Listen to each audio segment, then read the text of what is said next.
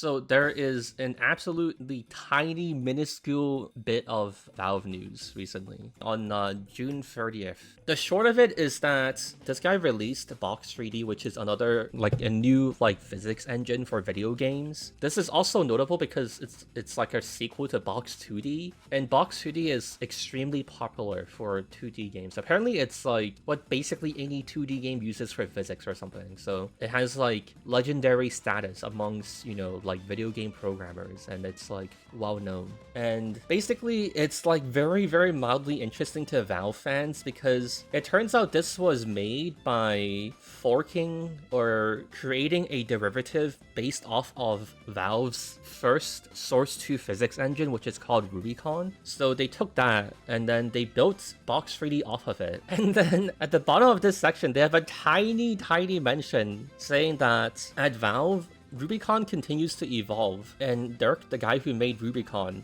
developed more optimizations for it, and it's evolved into a version 2, a sequel called Ragnarok, and that's it.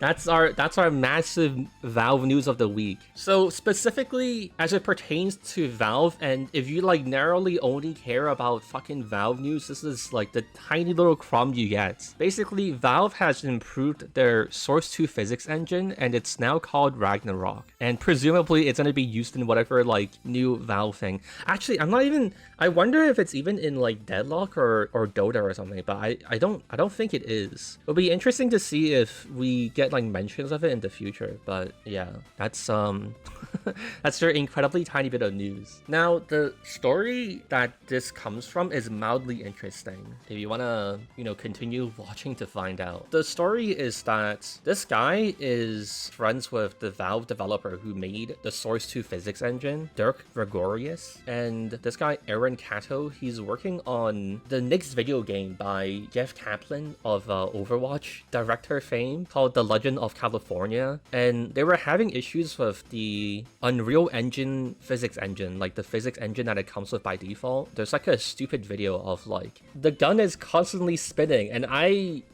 not a master or like a expert in physics, but I don't think that's what guns do in real life, and that's kind of not good. So this is the issue that this physics developer was having trying to develop for The Legend of California, and that was one of the issues that they fixed, but he ran into more issues, such as this issue with like cutting down a fucking tree, and it looks like absolutely stupid. Okay, so the tree's falling, looking good so far.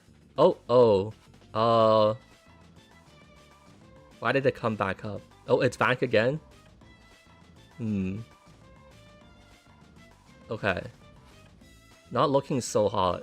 So for this spinning issue and like this tree issue, and he also, I don't think I want to go into this too deeply. You can read it if you really care. But they were basically having a lot of little like issues with the physics engine that they wanted to work well for their video game. So this guy was saying he was considering switching over to Jolt. It's the physics engine used in Horizon Forbidden West, and it's open source. But yeah, Dirk Gregorius stepped in and he was like, hey, you should make like a 3D physics engine based off of the one I made for Valve. And then so this is how all this happened. And that's your tiny little bit of Valve news for the week. That's it. We just know that we have a name of the next Valve like 3D physics engine, and we know that it's been like improved, which is I don't know if there's like, I don't know if we really need to like if that's much of a surprise. I would assume that Valve would like to improve their physics engine as well.